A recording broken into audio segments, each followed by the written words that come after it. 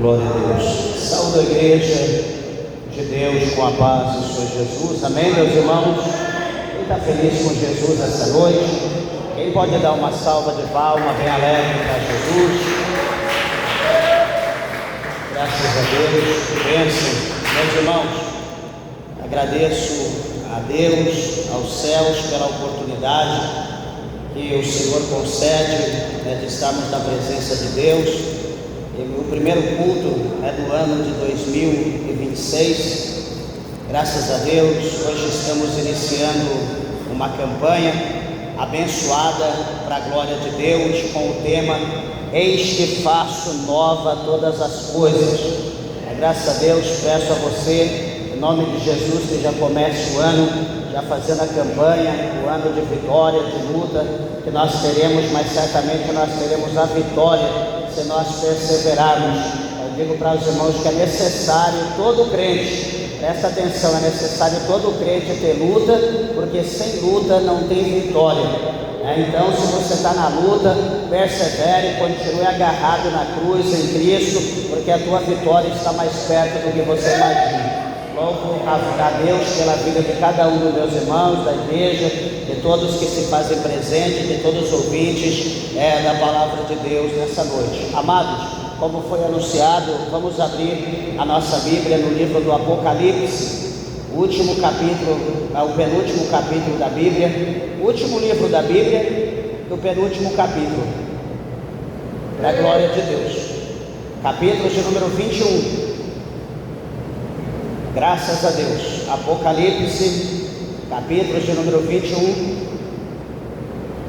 Graças a Deus. O nosso tema está no verso 5, mas estarei lendo com a igreja de Deus até o versículo 8, do 1 ao 8, tá? Para a glória de Deus. Apocalipse 21, a partir do verso 1, para nós entendermos o verso 5. Diz assim: E vi um novo céu e uma nova terra, porque já o primeiro céu e a primeira terra passaram, e o mar já não existe. E eu, João, vi a santa cidade, a nova Jerusalém, que de Deus descia do céu, adereçada como uma esposa ataviada para o seu marido. E ouvi uma grande voz do céu que dizia: Eis aqui o tabernáculo de Deus com os homens, pois com eles habitará, e eles serão o seu povo, e o mesmo Deus estará com eles e será o seu Deus. Deus, esse aqui é o versículo 4, e Deus limpará de seus olhos toda lágrima, e não haverá mais morte, nem pranto, nem clamor, nem dor, porque já as primeiras coisas são passadas. O verso 5 é o verso do nosso tema. Eis que estava sentado sobre o trono e disse: Eis que faço nova todas as coisas. E disse-me: Escreve, porque estas palavras são verdadeiras e fiéis. E disse-me mais: Está cumprido. Eu sou o Alfa e o Ômega, o princípio e o fim. A quem quer que tiver sede, de graça lhe darei da fonte da água da vida. Quem vencer herdará todas as coisas. Eu serei seu Deus, e ele será meu filho. Mas quanto aos tímidos, e aos incrédulos, e aos abomináveis, e aos homicidas, e aos fornicadores, e aos feiticeiros, e aos idólatras, e a todos mentirosos, a sua parte será no lago que arde com fogo e enxofre, o que é a segunda morte. Amém? Assentai-vos, igreja de Deus. Desocupai as vossas mãos e dê uma salva de palmas para Jesus.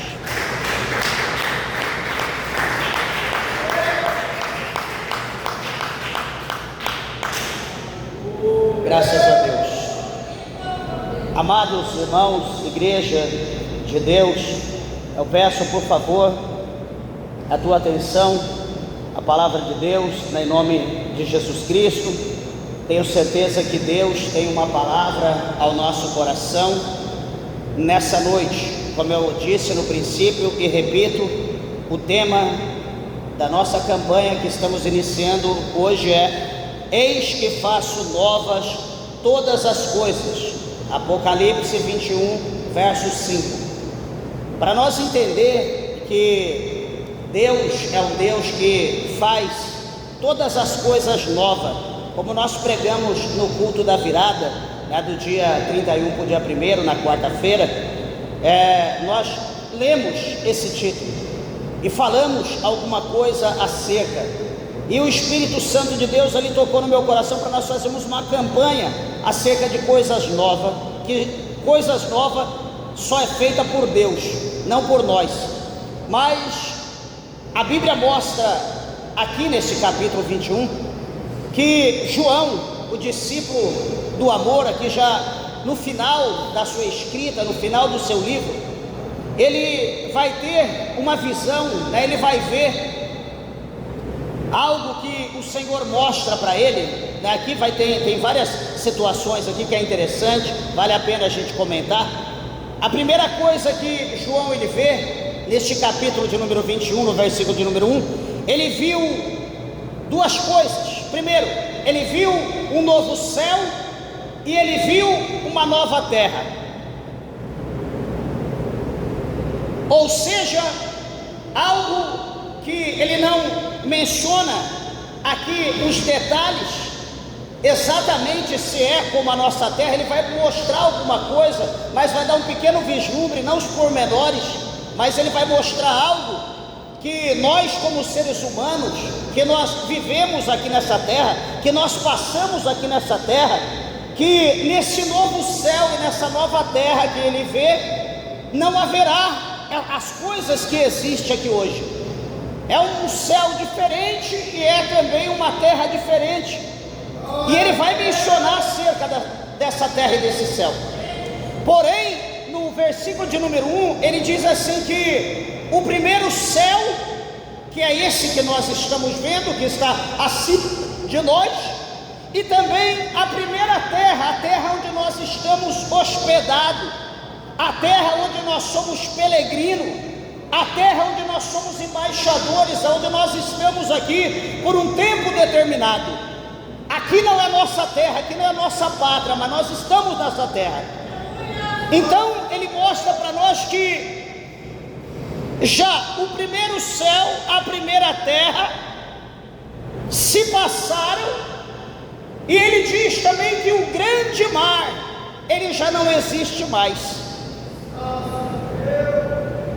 Então João ele mostra aqui para nós que ele está num lugar diferente, ele está vendo um lugar diferente, ele está vendo um céu novo, ele está vendo uma terra nova, e depois ele procura o céu antigo, ele já não existe, já se passou, e ele procura a terra antiga já não existe mais, ela se passou, e também o mar. Veja bem que o nosso planeta Terra, 30% é terra e 70% é água. Então ele diz que o céu não existe mais, a terra não existe mais, e tampouco o mar, tampouco as águas. Para onde foram isso? Já não existe mais, tudo se acabou. Agora ele vai dar atenção para o novo. O que passou, passou. Já não existe mais, já não pertence mais, não tem motivo de nos preocuparmos com o que passou. Então vamos nos atentar para o novo, vamos atentar para a nova obra de Deus, vamos nos atentar para um lugar perfeito, não um lugar que será colocado mais uma vez o homem para pecar, mas é um lugar novo, um lugar diferente, um lugar que é preparado, aonde adentrará, aonde será colocado apenas os vencedores. Apenas os vencedores, não é qualquer um que vai entrar neste lugar, só quem é vencedor, só aqueles que passaram por lutas, só aqueles que passaram por processo, por prova, por dificuldade, que resistiram até o fim e que não abriram mão da coroa, não abriram mão de Cristo por nada nesse mundo. Então aqueles que forem fiel, ou que foram fiel até a morte, preferiu morrer do que abrir mão, esses encontrará um lugar. Será que tem alguém aqui que está lutando, que não está abrindo mão da salvação, do céu de Jesus Cristo? Pode ter certeza que lá no céu tem um lugar preparado para você. No novo céu, na nova terra, tem um lugar preparado para você. No verso 2, nesse céu, nessa terra, entre, ou talvez no meio, o versículo 2, João, ele vai dizer bem assim, capítulo 21, verso 2 de Apocalipse: e eu, João, vi a santa cidade, a nova Jerusalém, que de Deus descia do céu, endereçada como uma esposa ataviada para o seu marido.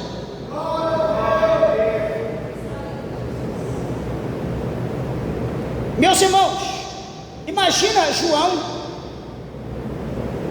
ele vendo a santa cidade, e essa santa cidade que ele mostra aqui, que é a nova Jerusalém, e ele mostra que essa santa cidade, essa nova Jerusalém, que vem descendo desse novo céu, não é desse céu aqui, nem nessa terra, ele está mostrando outro ambiente, isso já não existe mais, esse céu, essa terra não existe, está dizendo do novo céu e da nova terra. Então ele mostra que ele vê descendo desse céu, desse novo céu, uma nova cidade, uma santa cidade, a nova Jerusalém. E ele vai mostrar para nós que ela desce do céu adereçada como uma esposa ataviada para o seu marido. Igreja, não há respaldo segundo o que eu vou dizer, mas eu vou dizer pelo que dá a entender. Presta bem atenção. A Bíblia mostra para nós que quem santifica as pessoas não é eu. O que santifica as pessoas não é a palavra. O que santifica as pessoas não é as quatro paredes, não é a placa da igreja, mas o que santifica as pessoas chama-se Espírito Santo. O Espírito Santo é que santifica a mim, santifica cada varão, cada varoa, cada pessoa, cada ouvinte da palavra de Deus. O Espírito Santo, ele tem o poder de moldar, é como Jesus falou por intermédio do Evangelho de João. A Bíblia mostra para nós que o Espírito Santo de Deus, ele tem o poder de convencer o indivíduo, de convencer o homem do pecado, da justiça e do juízo. O Espírito Santo é o único que pode santificar. Só que em meio a muita gente, não é todos que cede a sua vida ao Espírito Santo para ser santificado. Por quê? Porque o pecado habita em nós. O pecado habita no ser humano. E por intermédio do pecado vem a vaidade, vem a lascívia, vem a idolatria, e etc, e etc, e etc, e continua. Então, ou seja, esses artifícios, ou esses ingredientes pecaminosos, eles impedem a santificação de cada ser humano, de cada indivíduo. Aí você olha para a tua vida, presta bem atenção, você olha para a situação, você olha no espelho e diz: até que eu estou bem, até que eu estou santo, estou vestindo meu traje, meu paletó, estou de gravata, estou de camisa de manga, estou de combinação, estou aqui com a minha calça, estou de meia, de sapato, estou com barba feita, estou com meu cabelo aparado, as pontas, estou bem, estou parecendo um crente. Só que esse ato exterior, para as pessoas, para muita gente isso vale muito. De repente alguém olha que não vive dessa maneira, pode olhar e falar: aquele pastor quer ser santo demais, aquele obreiro quer ser santo demais, aquele ministro quer ser santo demais, não precisa vestir dessa maneira, pode pôr a camisa de manga, pode tirar a gravata. Tem aqueles que diz: não, pode subir na tribuna de bermuda, pode ficar com camiseta regata, eu posso ficar na igreja do jeito que eu quero. Tem aqueles bem liberal, né? Desculpa da expressão, aqueles bem pornográficos, bem explícitos. Tranquilo, é uma questão de visão, é uma questão que eu vejo: isso não tem problema. Ou de repente a irmã pode se vestir, está bonitinha, vestido como uma crente, vestido longo, saia, está ali sem nenhum tipo de pecado, de lascívia, está uma bênção. Eu estou uma bênção, estou linda, estou bonita, estou como uma santa mulher de Deus. Olha no espelho, que bênção. Mas daqui a pouco ela vai ali no salão, coloca aquela asa de morcego, se pinta, põe um brincão. Eu estou bem vestida, só que é só um adorninho externo, só para melhorar o visual. Eu pergunto: Jesus está interessado na asa de morcego? Jesus está interessado nos teus brincos, nas tuas correntes? Isso vai chamar a tua atenção? Vai chamar a atenção de Jesus? Não, tampouco a minha. Me dá nojo quando eu vejo isso, desculpa da expressão. Talvez alguém pode achar que é o máximo, é moda. A moda não vem do céu, a moda vem do inferno. Todos os lançadores de moda são usados pelo demônio. Toda a moda que vem do inferno. Moda não cabe para crente, a moda do crente está na Bíblia. A moda do crente não vem das pessoas, a moda do crente não vem da internet, a moda do crente não vem de rede social, a moda do crente não vem porque o jogador de futebol fez lá uma tatuagem de uma bola na testa, eu também vou fazer na minha testa porque eu gosto do jogador. A moda do crente está na Bíblia. O escritor aos Hebreus, na sua carta, no capítulo 12, no verso 14, ele diz para nós: seguir a paz com todo e a santificação, sem ela ninguém verá a Deus. Então, se eu sou crente, mas eu ponho isso, ponho aquilo, já ouviu aquela expressão que diz que o manjericão só serve para enfeitar o buquê da noiva? Então alguém pode dizer: não, eu estou colocando isso só para dar um enfeite, só para mudar um pouquinho. Mas alguém pode contradizer: não, não tem problema, fala o que quiser, isso é só para dar um tchan. Só que nós olhamos para a Bíblia e nós não podemos contestar. Por quê? Porque a palavra de Deus diz que um pouco só de fermento faz com que toda a massa levede. Quando nós dissemos toda a massa, esses dias eu expliquei aqui o que é massa, meus irmãos. Massa, para a gente entender, todo mundo sabe, massa é aquilo que se faz com farinha de trigo. Você aperta para lá, aperta para cá, e vai daqui, vai de lá, e você tem que pôr um pouquinho de fermento para a massa inchar. Então um pouco só faz toda a massa levedar, dobrar de tamanho, de diâmetro. Só que quando a Bíblia está dizendo massa, A Bíblia não está dizendo de você fazer o pão, de você fazer o bolo. Jesus está usando massa para nós entender que faz inchar, crescer. Então ele está dizendo que um pouco só de fermento faz toda a massa. A massa é o quê? Quando há um monte de gente num ambiente, um monte de crente, um monte de ouvinte, seja aqui, seja na internet, em outro país, aonde o povo está reunido para ouvir a palavra de Deus, chama-se massa humana, chama-se massa. Você fala multidão, muita gente, aglomeração, ou você fala massa?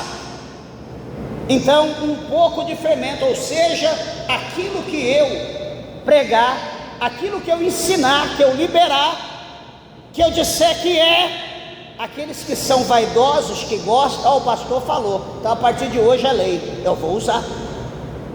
Então isso vai fazer o quê? Um alvoroço em meio à massa. Vai ter aqueles que não, e vai ter aqueles que sim. Então Jesus está dizendo que um pouco só de fermento faz com que toda a massa ela levede. Então, se é um pouquinho, então não cabe para mim. Jesus fala para nós fugir do fermento dos fariseus, que é o pecado. Então nós não podemos, porque é um pouquinho. Não, Jesus está preocupado com isso. Ele está preocupado com a nossa santificação. E se nós nos santificar por inteiro, é sinal que nós somos obedientes a Deus. E a nossa obediência vai chamar a atenção do Espírito Santo. E o Espírito Santo, com ímpeto, com força, com amor, com zelo, Ele estará trabalhando cada dia mais na minha vida, limpando, tirando, me esquadrinhando e me aperfeiçoando, me lapidando para a perfeição, para que eu possa naquele dia me tornar parte, como diz aqui a palavra de Deus, da santa cidade, da santa Jerusalém, que vai descer ataviada do céu para o esposo naquela terra, a saber, como diz aqui a palavra de Deus, a um marido, a saber, Cristo, como fala o apóstolo São Paulo em 2 Coríntios capítulo de número 11.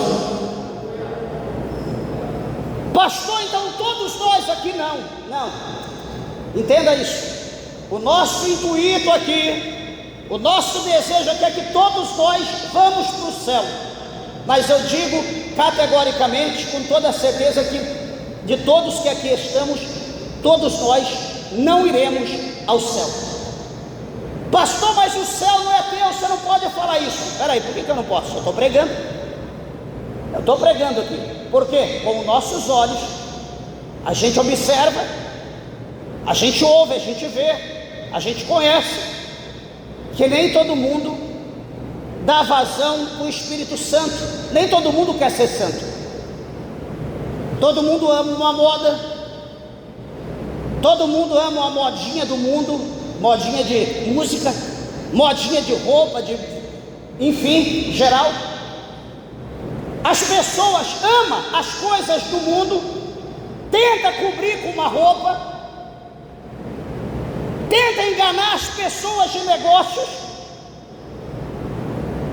olha com um olho e fecha o outro. Se for ficar cego, eu fico só de um, porque o outro está fechado. Ou seja, a gente tenta manipular os céus de todo jeito. De dia de um jeito, à noite é de outro, à noite é de outro, de dia é de outro jeito. O crente, ele é uma coisa só todo dia, todo tempo, aonde ele estiver, ele é uma coisa só. Aonde eu for, eu tenho que ser a mesma pessoa. Aonde você for, você tem que ser a mesma pessoa. O crente, ele não tem duas personalidades. O crente, ele não é aquele herói secreto, que ele está aqui, de repente ele entra ali, tira o paletó, voa e vai embora, faz o paletó de uma capa e vai para o céu lutar com algum monstro, não existe isso. Crente é a mesma coisa, quem peleja por nós é o Senhor.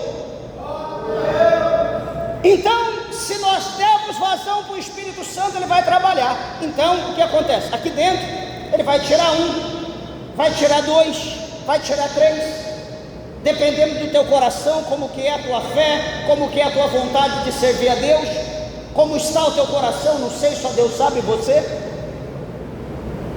Então, se você decidir, eu quero ser fiel, eu quero ir para o céu, não importa o que acontecer, eu quero a minha salvação, ninguém vai impedir. Mas se você for aquele que brinca, infelizmente o céu não vai ter lugar para brincadeira. O céu não é lugar para criança, é lugar para santo. Então João, ele vê essa cidade simbolizando aqui uma multidão de crentes que o Espírito Santo lapidou desde o seu início. Foi pegando aqui os mártires, foi pegando aqui, pegando ali, pegando aqui, pegando em Uruaçu, aqui na igreja, pegando na outra igreja ali, pegou na outra igreja, foi pegando em São Paulo, no Rio, no Japão, nos Estados Unidos, na América, enfim, ele foi pegando aqui e ali, e ele então montou essa, como diz aqui, essa santa cidade, essa Jerusalém, como a Bíblia mostra aqui, como uma ataviada pura, como se fosse apresentar a um marido.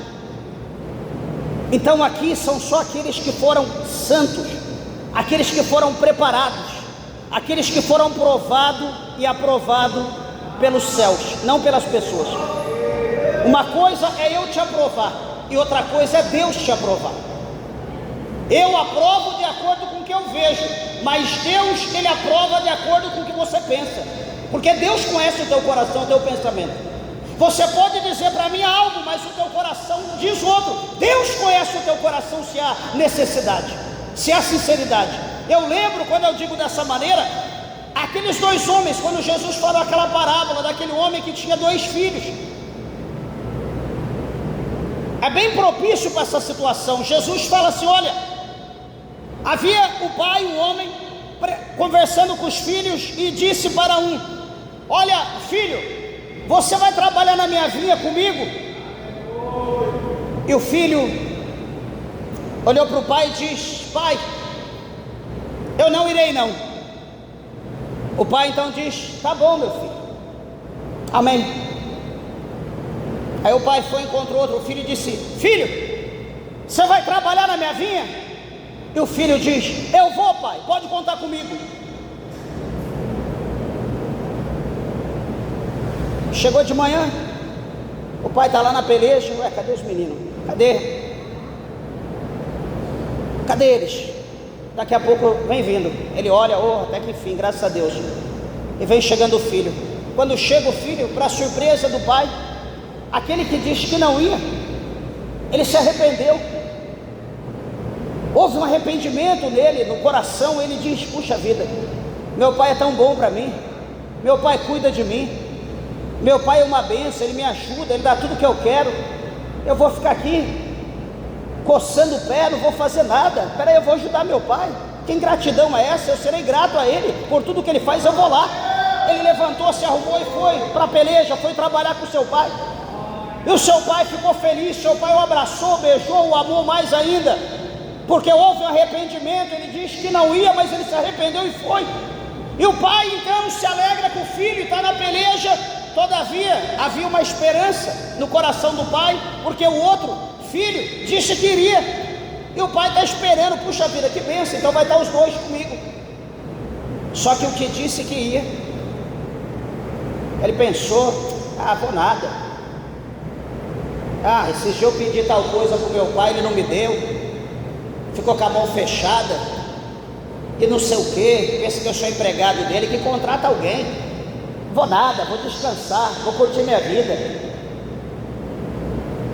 E, enfim, então veja que assim é na vida das pessoas, assim é nas nossas vidas. Tem gente que olha e diz: não, esse é, ao nosso olhar. Mas aquele que a gente olha, Deus diz: não, esse não, porque o que ele fala não condiz com o que ele é. E aquele que a gente olha diz: esse não é, Deus diz: não, esse é, porque o que esse aí fala é real, é verdade, eu conheço o coração dele.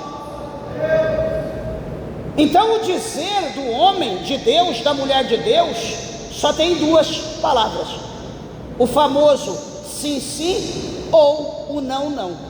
O que passar disso é procedência maligna. O versículo de número 3 do capítulo 21,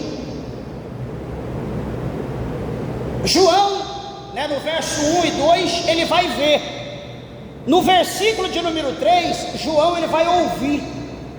Ele diz que ouvi uma grande voz do céu. E essa voz do céu, uma grande voz, ele está dizendo uma voz como de trovão, uma voz como de trombeta, uma voz que treme, que estremece. E essa voz dava um brado, essa voz dizia algo que tremia, estremecia tudo. E a voz então dizia, a trombeta então tocava aquela melodia que dizia assim: eis aqui o tabernáculo de Deus com os homens, pois com eles habitará ou morará, e eles serão o seu povo, e o mesmo Deus estará com eles e será o seu Deus. Veja que aqui forma-se a unidade, os crentes com Deus e Deus com os crentes. Aqui se forja o santo com os santos. Aqui se forma a igreja perfeita, a igreja que todo mundo procura. Eu vou sair daqui porque tem erro, deixa eu ir naquela. Ele vai naquela, está pior. Aqui está pior do que aquela, deixa eu ir naquela, aquela está pior. Se você, nesse ano que está iniciando, você decidiu algo novo na tua vida, vou decidir um ministério novo, porque esse aqui só misericórdia. Eu quero dizer para você que nesse mundo não existe igreja perfeita. Por que não existe igreja perfeita, pastor? Porque o ser humano é imperfeito. Aonde tem ser humano vai haver falha. Aonde tiver gente vai ter falha. E se a igreja for perfeita, quando você chegar ou eu chegar vai ter falha, porque nós somos falhos. Nós vamos contaminar aqueles que são perfeitos. Porque só pelo fato de nós querer fazer acepção de pessoa, achar que nós somos melhores, nós já estamos errados, porque o melhor é Cristo. Então aqui nós vemos essa junção perfeita. Nós vemos o santo com o santo se fundirem. Então o lugar perfeito, o céu é perfeito, o novo céu, a nova terra é perfeita, a cidade é perfeita, a união é perfeita. Só que o versículo 4 é um versículo muito interessante, que mostra que algo será feito por Deus a esses santos que estão nessa cidade. Será feito, ou nessa cidade já foi preparada para esse povo, um povo que viveu muitas coisas. Meus irmãos, deixa eu dizer algo para a igreja. Todos nós passamos por prova.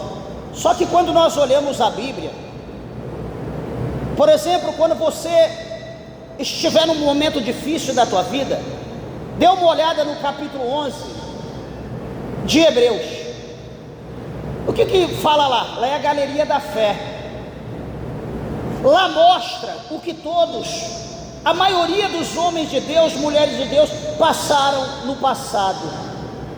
E aí você baseia a tua vida pela vida deles. Você vai levantar a cabeça, vai respirar fundo e vai dizer: puxa vida, eu não estou passando nada. E você vai se tornar mais crente, você vai ter mais fé, você vai conseguir trabalhar mais para Deus, você vai conseguir fazer mais coisa para Deus. Ou se só aquilo não for suficiente, dá uma olhadinha na história, nos heróis da fé, o que cada um passaram. Talvez isso não é suficiente. Eu volto um pouquinho lá atrás, no ano 74, olha o tempo do general Tito. Dá uma olhada minuciosa no tempo de Nero, o que os crentes passaram. Eram incendiados vivos, eram lançados na arena e os leões os devorava como fosse pedaço de carne jogado aos leões. E aí nós olhamos para a nossa vida, o que nós passamos, nós vamos ver que nós estamos na benção, acima das nuvens, e nós estamos reclamando de barriga gorda, de barriga cheia. Mas enfim, veja o que Deus, o Senhor preparou para aquele povo que venceu.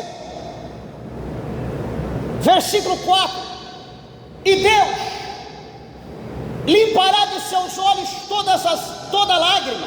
Ou seja, aqueles que hoje estão chorando, aqueles que choraram, aqueles que hoje estão chorando, estão naquela melancolia. O Senhor,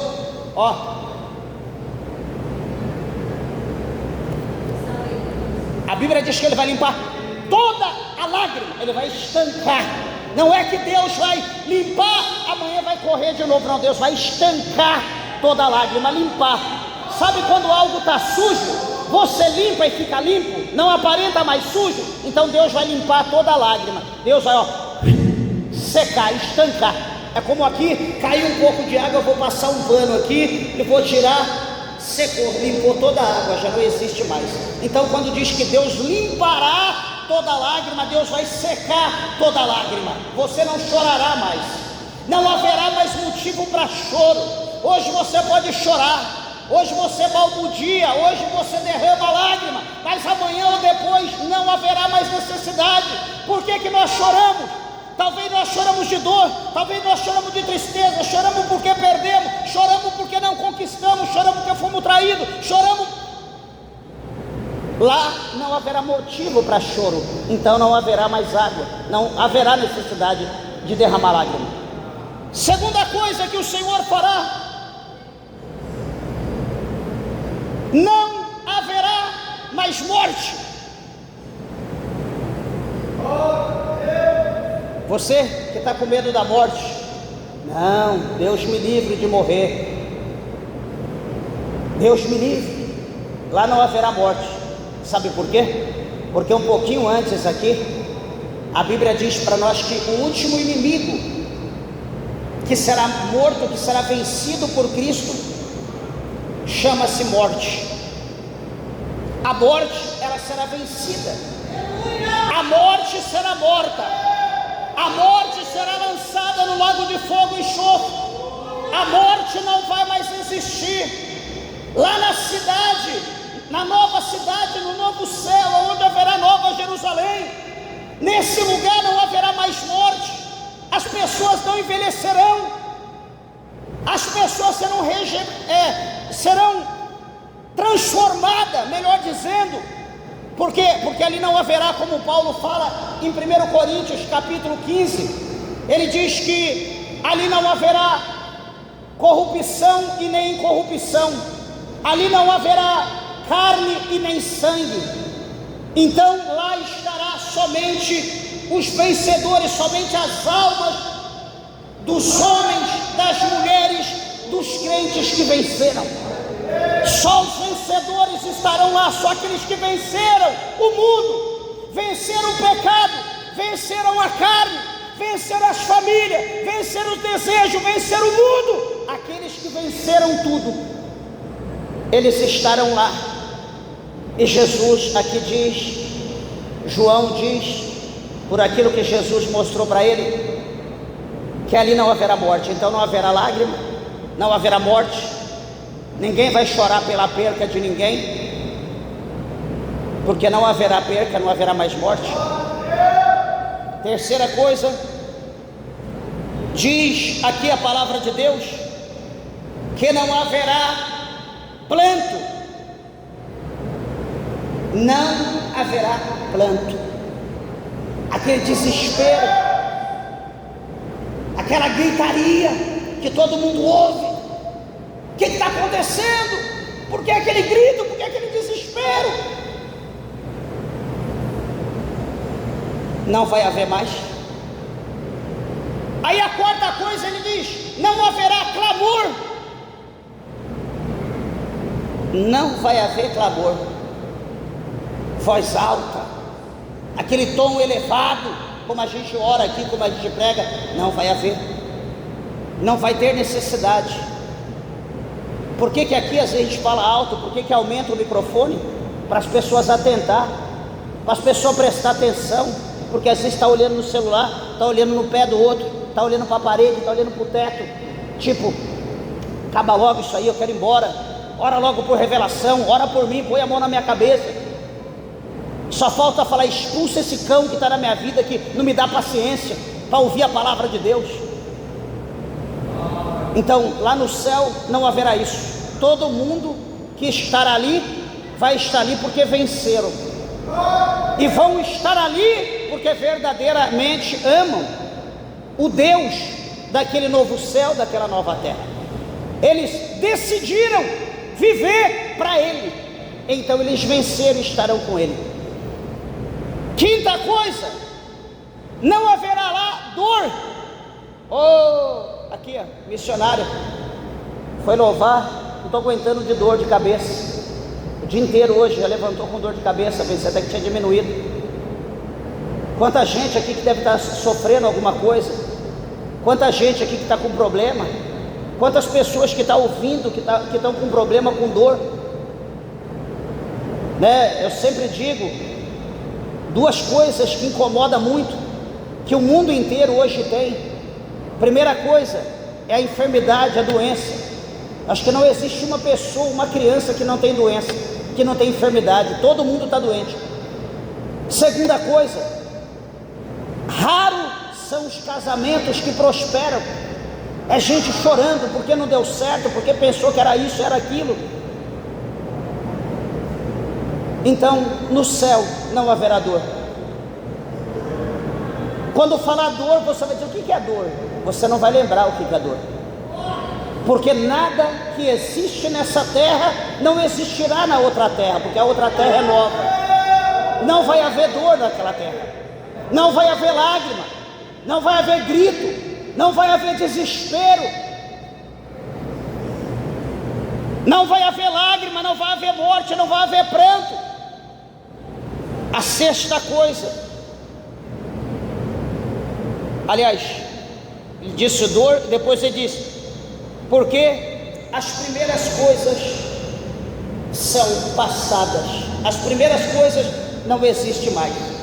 Então tudo isso aqui que ele falou no verso 4 eram coisas que existiam e que existem aqui nessa terra. Só que ele diz que o primeiro céu não existe mais, nem a primeira terra existe mais. Então essas coisas aqui que ele está dizendo era daquele mundo antigo, que nós estamos nele hoje, mas que no novo não vai haver nada, tudo será novo. Meus irmãos, será que dá vontade de você ir para o céu?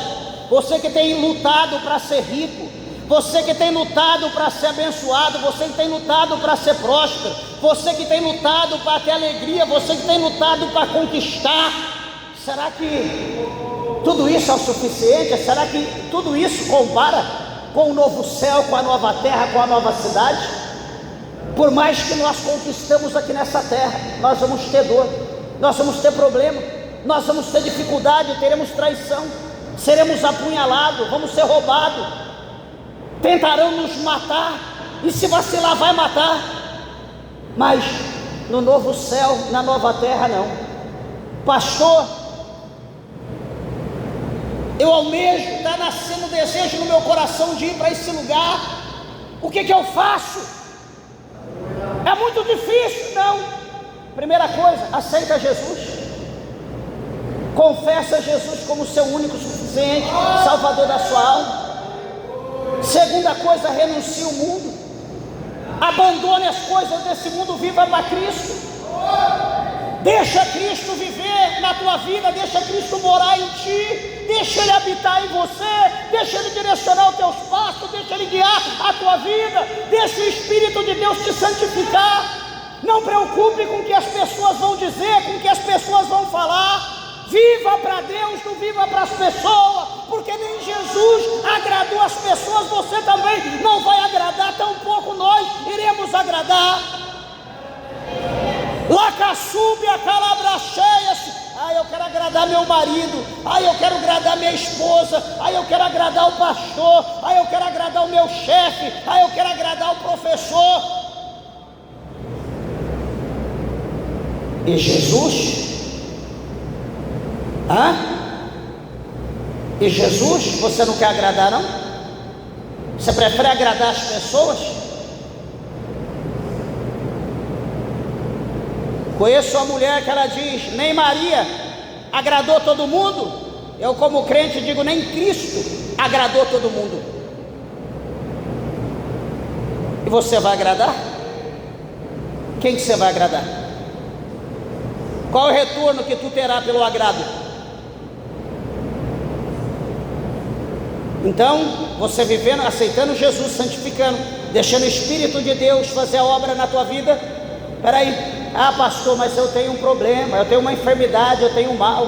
O médico diz que eu tenho pouco tempo de vida. Se o médico diz que você tem pouco tempo de vida, isso vai contribuir para mais rápido você chegar nessa cidade, talvez primeiro que eu, com qualquer outra pessoa que aqui está. Para nós chegar lá, nós temos que partir desse mundo. Nós não vamos chegar lá como nós estamos aqui. Nós não vamos entrar ali numa porta e dali nós vamos ser transportados. Para chegar lá, nós precisamos partir desse mundo, só isso. E como todos nós somos como barro que cai, quebra, então nós precisamos estar prontos, porque a qualquer momento a gente pode cair. Nós podemos ser quebrados e nós podemos passar dessa vida para outra. Observa o verso 5, que é o tema da nossa campanha. Diz assim: olha, e o que estava sentado sobre o trono, veja que ele está dizendo que alguém estava sentado, ou seja, o próprio Deus ou o próprio Cristo estava sentado no trono. E esse que estava sentado sobre o trono, capítulo 21, verso 5 de Apocalipse, ele diz assim: o que estava sentado no trono disse: eis que faço nova todas as coisas. Ou seja, nada que existe hoje será como que existiu um dia. Deixa eu mostrar algo interessante para você em Eclesiastes. Se você tem curiosidade, leia Eclesiastes comigo. Quer ver?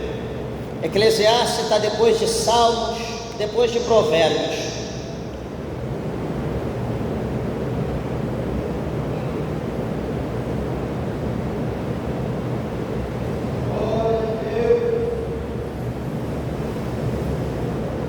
Eclesiastes capítulo 1, o versículo de número 4. Deixa eu ler aqui alguns versículos para você entender. Porque nada que existe, que vai existir, que Jesus faz nesse novo céu, nessa nova terra, jamais existiu. Tudo será novo, nada se comparará.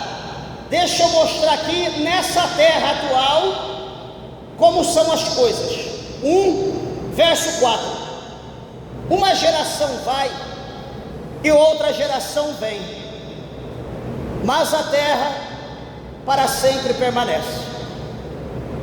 E nasce o sol e põe-se o sol, e volta ao seu lugar de onde nasceu.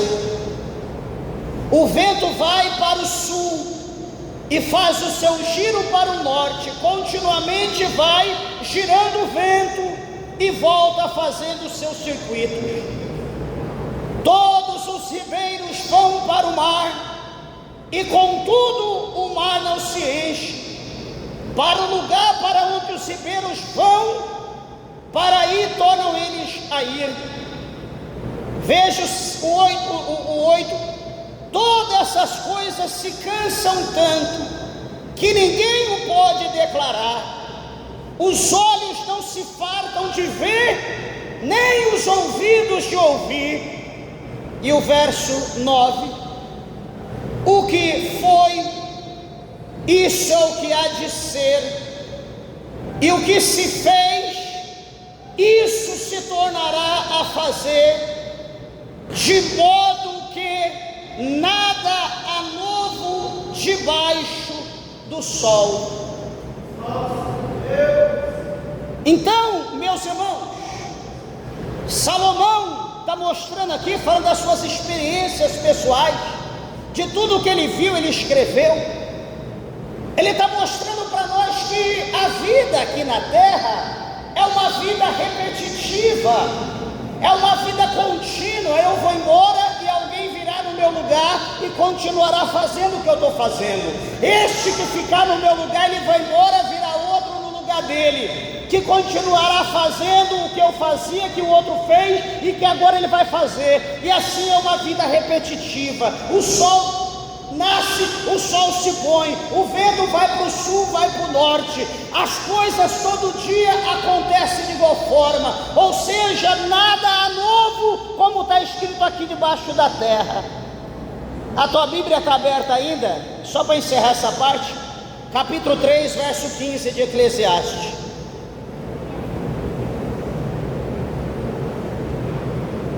Eclesiastes 3,15 diz: o que é, já foi, e o que há de ser, também já foi, e Deus pede conta do que passou.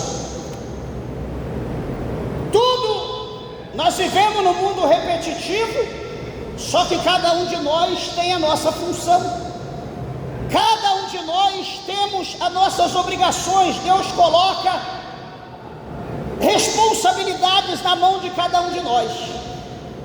Só que hoje eu estou aqui, amanhã eu passei, eu já fui. Só que o que eu fiz na minha época, que eu vivi aqui, para mim já foi. Só que Deus vai pedir conta do que eu fiz, vai ter um acerto de conta. Não pensa que hoje nós existimos e nós não vamos existir mais e acabou. Vai ter um acerto de conta. Mesmo no mundo repetitivo, cada um terá que dar conta de todas as suas obras. Por isso é o cuidado que nós temos que ter com aquilo que Deus colocou na nossa mão. E ele continua no verso de número 5, dizendo, no capítulo 21, 5 de Apocalipse, que faço nova todas as coisas. Ele vai dizer, escreve, ele vai dar uma ordem, para que algo seja escrito. E o que tem que ser escrito? Ele diz, escreve, porque estas palavras são verdadeiras e fiéis. O final do verso 5 de Apocalipse 21. Você pode acreditar ou pensar que o que eu estou dizendo é balela, mas aqui está dizendo, essas palavras, elas são fiéis e verdadeiras. Por quê? Porque é a palavra de Deus.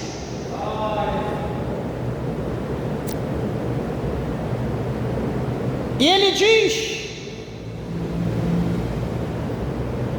está escrito no verso 6, eu sou o alfa e o ômega, o princípio e o fim. A quem quer que tiver sede, de graça lhe darei da fonte da água da vida.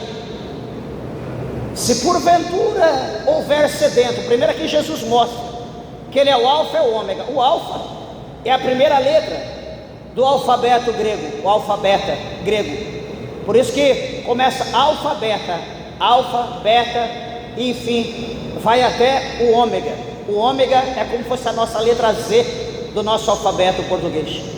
Alfa e ômega, ou seja, ele é o primeiro, ele é o último. Ele é o alfa, que é o 1, e ele é o ômega, que é o último. Primeiro e último. Ele é o princípio, ele é o fim. Então quem está sentado no trono, quem é? O Cristo, o Salvador da humanidade, o Senhor Jesus.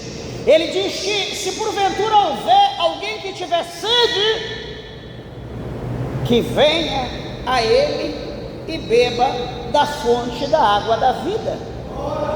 Então veja que Jesus, ele é o Salvador, mas também ele é aquele que sacia a nossa sede. A Bíblia diz que ele é o pão da vida, ele é aquele que mata a nossa fome. Enfim, tem tantas coisas para nós dizer de Jesus. Só que detalhe, olha o que ele diz no verso 7. Chama a minha atenção, versículo 7. Lembra que eu disse que nem todos aqui vão para o céu? Olha o que ele diz no verso 7. Alguém está aí com a Bíblia? Ele diz: ao que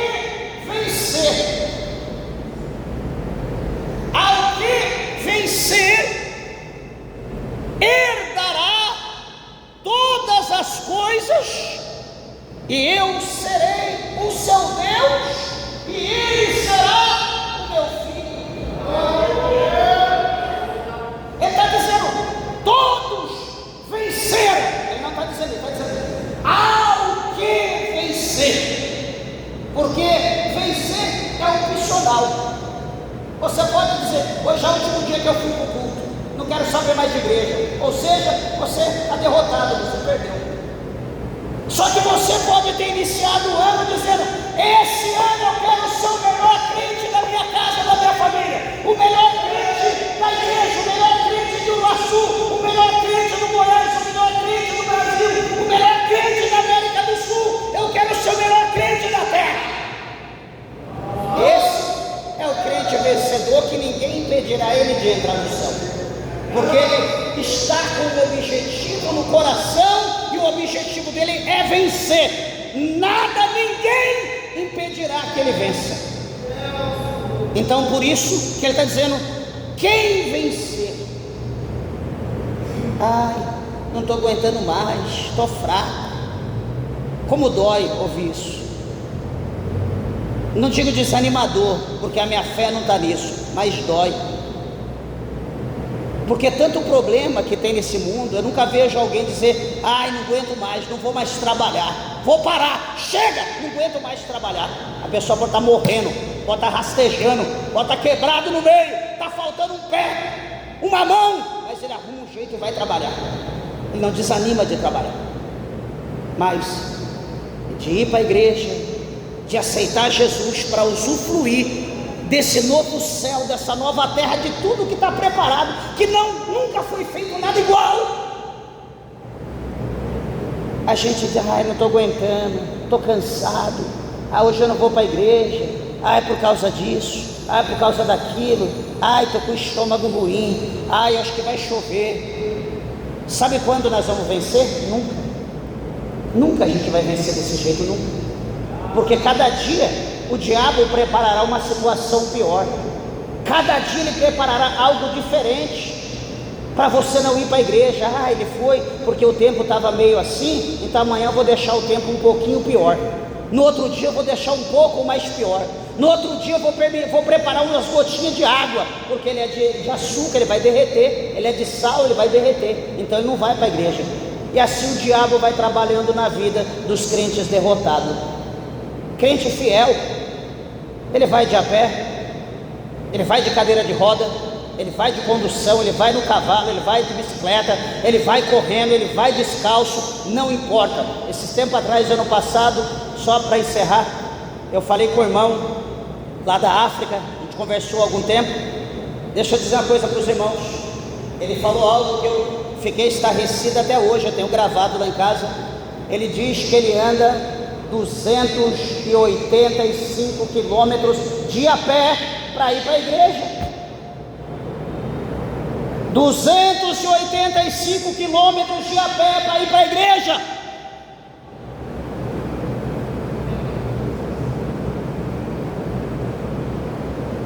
De a pé. Ele diz que está acostumado lá em Moçambique. Vai ele e a esposa. A gente mora dentro da igreja e a gente não consegue ir para a igreja. A gente tem carro, a gente tem bicicleta, a gente tem moto, tem condição, tem táxi. Muito longe, tem bandido, tem isso, tem aquilo. Só que a gente esquece que tem um inferno que está batendo palma para nossas atitudes. 200, quase 300 para ir, quase 300 para voltar, e está vivinho. Deu vergonha, dá vontade de chorar quando eu ouvi ele falar comigo. Ele falando comigo, me dá vontade de chorar. Eu falava: o senhor vai de a pé? De a pé. O senhor não vai de bicicleta, de moto? O senhor não vai com animal? Não, de a pé, pastor. Eu sou pastor, dirijo a igreja, eu vou de a pé. O país é muito pobre, ninguém tem condição para nada. Então, com isso, a gente vê que o conforto faz com que os crentes, faz com que nós nos tornamos frágeis.